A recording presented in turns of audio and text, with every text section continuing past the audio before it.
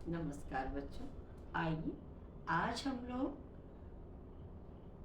कक्षा 10 CBSE board में वीरेंद्र डंगवाल की कविता तोप को पढ़ते हैं। वीरेंद्र डंगवाल को साहित्य अकादमी पुरस्कार से पुरस्कृत किया गया है। वे सामान्य जन और साधारण बातों को ध्यान रख करके कविता करते हैं, लेकिन विलक्षणता है बेटा। ऐसी चीज़ों पर कविता करते हैं जहाँ पर अधिकतर लोगों का ध्यान ना जाए। तो कविता बहुत ही अच्छी कविता है।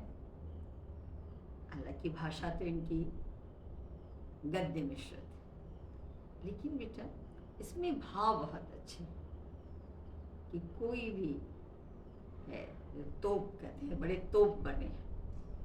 तो इन्होंने 1857 युद्ध में तोप को लिया है और उसके द्वारा एक बहुत अच्छा संदेश इन्होंने दिया है। आइए कविता को हम लोग पढ़ते हैं। बच्चों पुस्तक अवश्य खोल लें। कंपनी बाग के मुहाने पर, कंपनी बाग के मुहाने पर धर रखी गई है वह 1857 की तोप। इसकी होती है बड़ी संभाल, विरासत में मिले कंपनी बाग की तरह। इसकी होती है बड़ी संभाल, विरासत में मिले कंपनी बाग की तरह। साल में चमकाई जाती है 2 बार, सुबह शाम कंपनी बाग में आते हैं बहुत से सैलानी। उन्हें बताती है यह तो कि मैं बड़ी जबर। उड़ा दिए थे मैंने अच्छे अच्छे सूरमाओं के धज्जे अपने जमाने में। कविता में 1857 के युद्ध में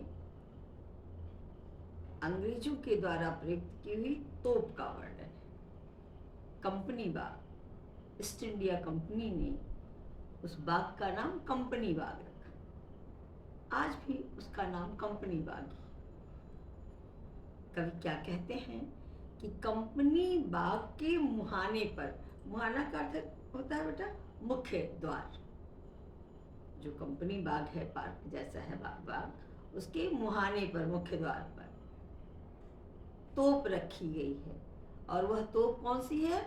1857 में अंग्रेजों के द्वारा भारत के क्रांतिकारियों पर प्रयुक्त की गई वो तोप है, जिसको आज भी यादगार के रूप में रखा गया है कि हम भारतीय उस तोप को देखें कि कभी हमारे देश के क्रांतिकारियों ने इस तोप का किस तरह सामना किया होगा। इसकी बड़ी संभाल होती है, विरासत में मिले कंपनी बाग की तरह। बहुत तोप को बहुत संभाला जाता है, संभाल के रखा गया है। जैसे कंपनी बाग विरासत में बेटा, विरासत का अर्थ होता है कि अपने पूर्वजों से मिली हुई संपत्ति। तो ये पूर्वज क्या अंग्रेजों से मिली हुई संपत्ति है, लेकिन हमारे पूर्वज जो हमारे क्रांतिकारी हैं उनके बलिदान की कहानी कह रही है, इसलिए इस तोप को रखा गया। साल में चमकाई जाती है 2 बार, 2 बार इस पे पॉलिश किया जाता है, इसे चमका दिया जाता है। तो 15 अगस्त और 26 जनवरी का दिन होगा। सुबह शाम कंपनी बाग में आते हैं बहुत से सैलानी। सैलानी बेटा पर्यटक, जो घूमने के लिए लोग आते हैं, दर्शनीय स्थलों को जो घूमते हैं, उन्हें सैलानी कहते हैं। तो सुबह शाम कंपनी बाग में बहुत सारे सैलानी, बहुत सारे पर्यटक आते हैं और घूमते हैं, कंपनी बाग को देखते हैं और इस तोप को देखते हैं। उन्हें बताती है ये तोप, एकदम मुख्य द्वार पर रखी हुई ये तोप मानो उन सैलानियों से अपने वीरता की गाथा कहती है कि मैंने अपने ज़माने में, कि मेरा एक ज़माना था कि जब मैंने बड़े बड़े सूरमाओं के, बड़े बड़े वीरों की धज्जियाँ उड़ा दी थी। बेटा, हमारे देश के क्रांतिकारी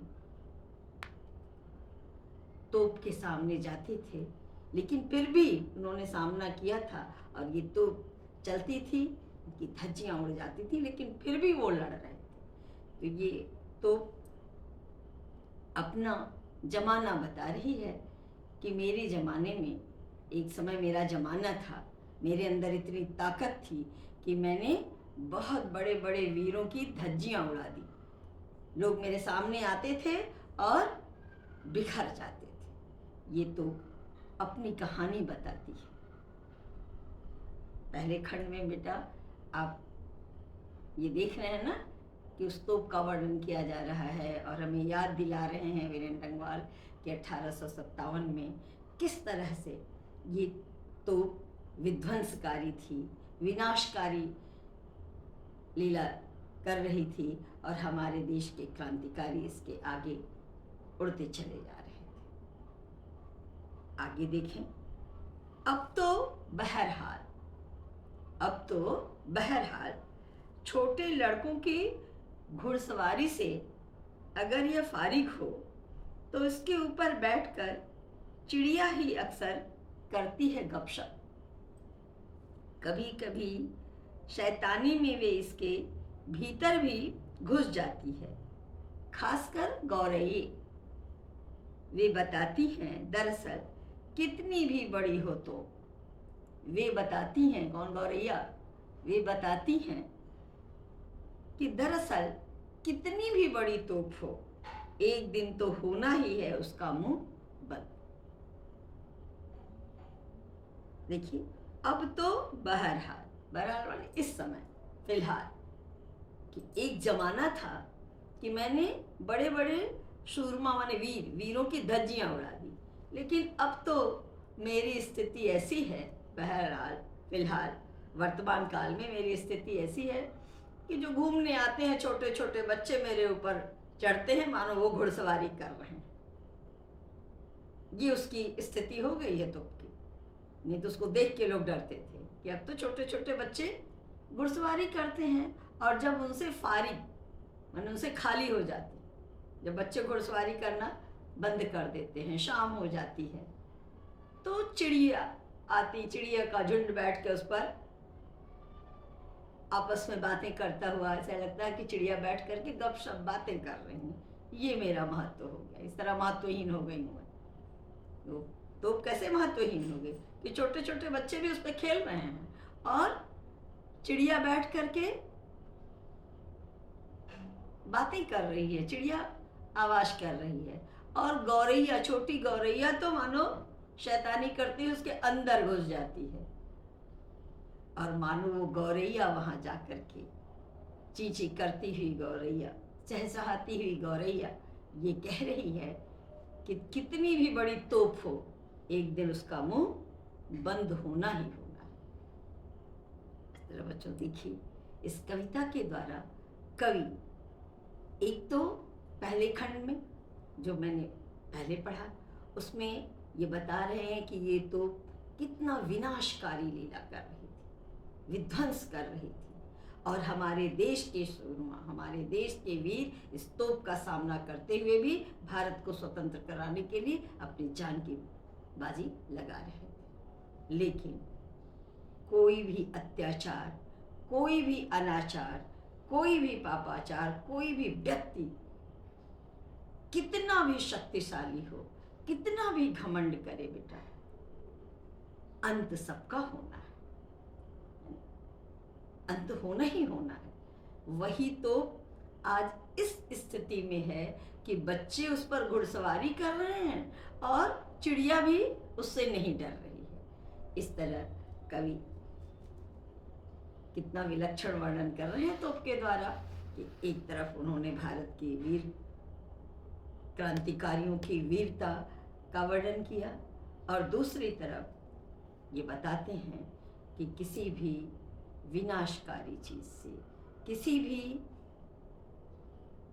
आतताई से, किसी भी आतंक से, आतंकवादी से डरना नहीं चाहिए, क्योंकि जन्म मृत्यु सत्य है और एक दिन किसी का जमाना है, उसके अंदर ताकत है तो एक दिन उसे गिरना ही गिरना है। इस तरह बच्चों ये कविता हमें बहुत कुछ बताती है, बहुत अच्छी कविता है। आप इसके अर्थ को पढ़ें और इस पर प्रश्नोत्तर अपने से बनाएं। अगर आपको कहीं परेशानी होगी बच्चों तो मैं अवश्य प्रश्नोत्तर कराऊंगी। मुझे सुनने के लिए बच्चों बहुत बहुत धन्यवाद।